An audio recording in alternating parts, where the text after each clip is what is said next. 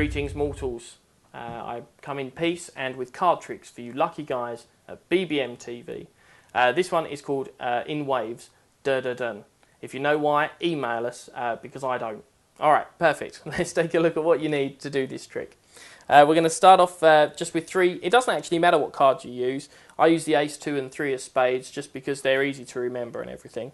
But we're not actually going to use them at all. We're going to use imaginary cards because I think that that's much cooler, basically. So I want you to imagine, Owen, that I have the 4 kings, for example, and I'm going to remove either the red ones or the black ones. Which would you like to remove? Red. You'd like to remove the red ones. Okay, so that's the king of hearts and the king of diamonds. What we're going to do is, do you have a preference out of the king of hearts and the king of diamonds? Hearts. King of hearts. Okay, that seems perfect. What I want you to do is imagine the king of hearts materialising in amongst the ace, 2 and 3. Do you think you can do that? Yep, alright, let's have a look. A little click. And one card has actually materialised in between the other cards, and it is the king of hearts, the king that you named. Now that's pretty awesome, obviously. But you might be wondering what would have happened if you'd have removed the black cards, or if you'd have gone for the king of diamonds, or if you'd have ended up with some other result. Well, I'm quite sure we could have worked something out, because the rest have changed into the other kings. And that was In Waves, Dun.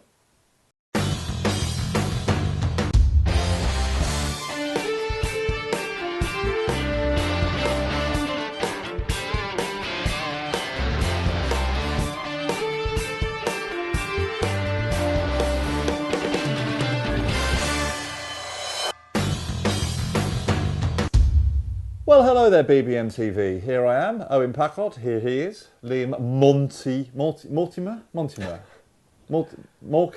Mimblebum. That's the one. Okay. Mimblebum. Yeah, Liam Mimblebum. And this is Poppy. This is the Bigblindmedia dog. Oh, look at Poppy. Look at Poppy. Poppy. Oh. Poppy is a lovely little girl. She's 11 months old, and we think she's got a bit of a thing for blammo. Yes. Every time the Wizard product review comes on, her little ears prick up. They do. Her little tail pricks up. And that sounded bad. I didn't mean like that. That's my girl you're talking about there. So yeah. Well, she's interested in a dog who licks its own bits on telly. Who wouldn't be? Well. So yes, we the 3 of us, because Poppy was insistent on being involved today, thought we'd have a little chat about a current BBM project. Which is what, Liam? The Karnival Infernos. Now, these are for people who thought that the Karnival Deadeyes held something back a little bit in terms of the death. Yeah. And for those people, those brave souls, we conspired to produce, with Sam Hales, who does a lot of the Karnival artwork because he's awesome, the Karnival Infernos. But we have, unfortunately, hit a bit of a production stumbling block, haven't we, Mr. Packard? Yeah, so by the time you watch this, we will be on version 2 of the Inferno decks. Hopefully they'll even be out and you'll be able to buy them. And why would it be version 2? Well, version 1, as it turns out, was banned by Bicycle. It's done like a Madonna thing. It's just been too outrageous. Yes. They took one look at the artwork and went, no, not doing that, mate. We're phoning the police. Yeah. So, if anybody would like to have nightmares, just drop us an email at nightmares@bigblindmedia.com. We might send you the original artwork. I think we should have the original artwork done as like a wallpaper or something for people's computers. Oh, yeah, we'll do that. In fact, anyone who wants it, you're welcome to it. We will hit you up. This is too demonic for even the US playing card company. Yeah. I mean, I've got to be honest, even when Sam Hales sent me the original mock-ups for the artwork, I did have to send it back and say, Sam, can you take the boobs off the devil goat man? Because it's disturbing me so badly, I don't think I can handle it.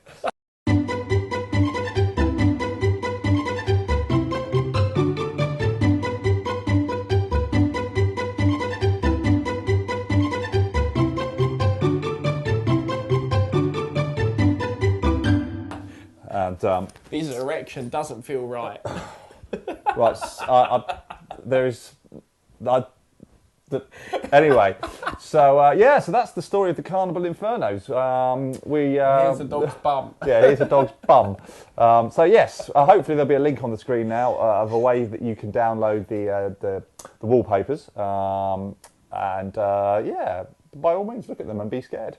In fact, we were asked a few times. I had some emails from people saying from an earlier BBM episode where we showed some wallpaper on my PC, which showed a slightly strange image of the Wizard product review, guys. If anybody is interested in that, including Poppy, my dog, then let me know, and I'll send that to you as well. But if you want to see that, you're a pervert. So there we go. Drop us a line with the if you want to check out the wallpaper, and let us know if you think it should have been banned as well. Because I mean, it is pretty satanic, but you know, what's wrong with that? So it's all cool stuff. Yeah. So let us know your opinion. Are they rock enough, or are they not enough rock? Right, we've got to go now because my dog's about to fall off. So until next time, see ya!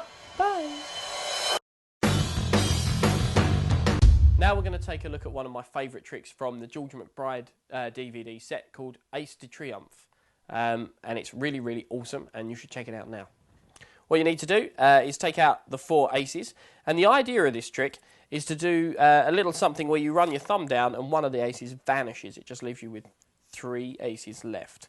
Now, the second ace that's going to vanish, you're going to see it go. So keep your eye on the ace of hearts, and that will serve as misdirection for the other ace to vanish while you're not paying attention. Sorry about that. Well, that leaves us with 2 aces down and 2 to go. So let's see if we can do another ace here. Give the pack a little click, and suddenly there's just 1 ace left. So 3 down, and we're on the last one. And as it's the last one, I feel compelled to try something a little bit special. So check it out. We've got the ace of hearts. I'm going to take my empty hand, wave it over the top, and vanish the last ace. That gives me all 4 aces that have totally vanished. However, that leaves my pack 4 aces short, so let's see if we can get them back. We're going to start off by looking up the old sleeves. So let's just have a little check here. Yep, there's 1 ace. A little check here. That's 2, so that's half of them found already. Let's pop those down. To try and find the third ace, I'll make it a bit more difficult. I'll turn half the cards face up and shuffle those in to the face down section like this and square everything up. And in that jumbled up mess, let's see if we can find the third ace. I think that should be it right there. And for the last one, little click over the pack, and that corrects all of the face down cards. So they're all face up, except for 1 right in the centre, which should be the 4th ace. So that's a little variation of Ace de Triomphe. Check out George McBride's The DVD for the full details on that. Hello there, BBM TV. Let's take a look at how the In Waves da-da-dun trick works. It's very, very simple. It relies on a little bit of a setup. I've got the 4 kings on the bottom of the pack with 1 of the kings reversed. Now I've got the king of hearts in this case, but it doesn't actually matter. Just as long as you remember which one it is, that is kind of important. You start off with those under the deck and a break below them. And then you can just use 3 indifferent cards. I got into the habit of using the ace, 2 and 3. I'm not really sure why, but you could just, use any cards that you like. We now need to switch these out. So you introduce the trick. Here's the ace, 2 and 3 of spades, and I'm going to use the jinx switch, right? And the jinx switch looks rubbish on film, but it flies by. It's one of those confidence moves. And I realise when people say that, everyone at home thinks, yeah, right, as if that's going to fly. But it genuinely does, all right? And all that's going to happen in the jinx switch, which is a Marlowe thing, I think, is I'm going to flip the ace, 2 and 3 face down. And while I'm talking and chatting, keeping everything open, I'm then just going to table everything that's above my break. And that's it. The assumption is that these are the same cards because you have the little bit of misdirection. So let's look at it from the wide, basically. I have the trick with the ace, the 2 and the 3. It doesn't actually matter what cards I use for this, but I've just got used to using those. And that genuinely flies by. But, I mean, you could substitute multiple top change or whatever if you wanted. But either way, your work is now done. You whack the packet down, have them place their hand on top if you like as well. And now we're just going to do Magician's Choice to force the King of Hearts or whatever king you've got reversed. So I'm doing a thing where we take the 4 kings. Which ones would you like to remove, the red or the black? Whichever ones they remove is fine, because if they remove the red, you say, right, that's hearts and diamonds, and that works. And if they say they want to remove the black ones, you say, fine, let's get rid of those. That leaves me with the King of Diamonds and the King of Hearts. So then you do your Magician's Choice. You get left with the King of Hearts, and you're done. You just say, you spread the pack and say, look, it's materialised in amongst the ace, 2 and 3. That's brilliant. But I know what you're thinking. You're thinking, what would have happened if I'd have chosen one of the other kings? Well, I'm sure we could have worked something out and revealed that the others have changed. So that's a really cool, really quick trick. Have a play around. If you don't like the Jinx switch, play around with some alternatives. And I'll see you next time on BBM TV. Yes. I didn't have another word.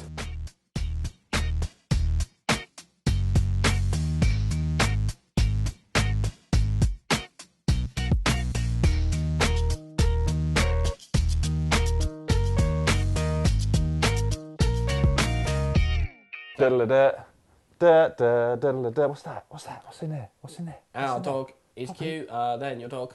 Oh, my goodness gracious.